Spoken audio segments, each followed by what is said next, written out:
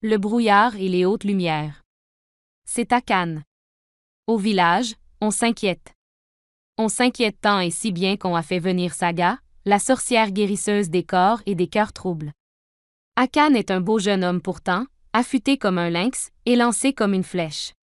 Il pourrait faire rouler n'importe quel garçon du village dans la poussière, se laisser aller aux œillades chatouilleuses des belles, le soir, au coin du feu, ou encore se perdre dans des récits de fer et de feu, d'amour et de guerre. Mais non. Ni d'amis, ni d'amantes, ni de mots. Akan va seul. À peine une ombre, qui se glisse hors du village dans la lumière blanche du matin pour revenir, rougeoyante, au crépuscule. Entre-temps, que fait-il? Seul le soleil le sait, qui suit ses pas dans les sentiers escarpés. Et même lui, le soleil, perd de vue Akan quand il disparaît dans les fougères brumeuses de la forêt, dans la bouche noircie des grottes, ou dans l'obscurité profonde du lac. Akan fouille les entrailles de la terre comme un vautour, une carcasse. Mais lui n'est jamais repu. Le soir, à l'heure où l'on rit, jacasse, badine autour du feu, Akan bouge tue, mine sombre, œil vague, fouille encore d'une brindille les cendres du foyer. Lointain au milieu des siens. Au village, on s'inquiète. Il faut lui délier la langue, tuer le ver vicieux qui ronge le fil qui attache le corps à l'âme et Akan aux hommes. Alors, on fait venir Saga, et Saga arrive dans ses habits de peau et de plumes, de scintillements et de clochettes, avec son rire de sage et ses silences de folle. Saga écoute, observe et sourit. Elle sourit, car elle revient du village de l'autre versant de la montagne. Là-bas, on la fait venir pour Nami, Nami la muette, Nami moitié de femme, Nami ventre creux. C'est une jeune femme aussi bien faite qu'une autre, pourtant. Mais à l'âge où l'on porte son premier enfant, Nami reste de glace aux promesses, aux tendresses, aux caresses. Quand là, on s'enlace, on s'embrasse, on berce, Nami, silencieuse, tisse. Lorsque, enfin, elle pose son ouvrage, c'est pour s'asseoir au pied des acacias, bienveillante et sereine comme un chat qui veille. Elle observe. Quoi? Le frissonnement des feuilles, le sommeil des pierres, la danse de la poussière dans le soleil, et quand ses yeux fatiguent, les taches de lumière sous ses paupières. Qu'on l'interrompe pour un jeu, une tâche, un bavardage, elle hausse les épaules et murmure simplement « Je suis occupée ». Elle détourne le visage comme pour reposer sa joue tout contre la peau du monde.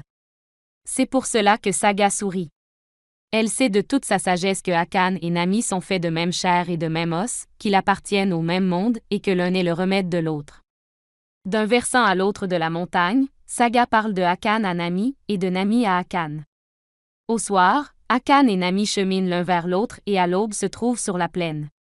Nami s'avance vers Akan, murmure « C'est donc toi », s'assoit, sort de son sac du fil épais et se met à tisser. Akan s'agenouille auprès d'elle, sort de son sac du pain et des fruits, et il observe. Quoi? La ligne des sourcils de Nami, le pli de ses lèvres quand le fil résiste, le frémissement de ses narines à chaque respiration, le va-et-vient de ses mains. Il sait. Il sait qu'il restera là, avec Nami, sur cette plaine, en plein soleil, qu'ils bâtiront leur vie dans ces hautes lumières, qu'il ne supportera plus aucune obscurité, que celle de la nuit sur leurs deux corps enlacés et que, oui, il retournera dans les profondeurs des forêts, des grottes et des lacs, mais ce sera pour apporter à Nami la saveur des fruits juteux, l'éclat des pierres précieuses et la nacre des coquillages qu'il y a vus. Akan aime. À la nuit tombée, il prend Nami dans ses bras pour dormir sur la natte qu'elle vient d'achever de tisser. La plaine accueille leurs amours silencieuses pendant 3 saisons. Bientôt, le ventre de Nami s'arrondit, Akan tisse lui-même un berceau avec des herbes sèches. Un matin, les pleurs d'un nouveau-né font taire les criquets. Akan et Nami, front contre front, observent ce petit homme qui gazouille et babille. C'est comme si toute la musique du monde sortait de cette bouche-là. La plaine accueille leurs amours riantes jusqu'au premier mot de l'enfant. Mais le brouillard vient. Un soir, Nami est réveillée par un frisson qui lui parcourt l'échine. L'enfant est contre son ventre, mais Akan n'est pas là pour les envelopper de ses bras. Elle le trouve dehors, immobile, fixant un point au-delà de la montagne.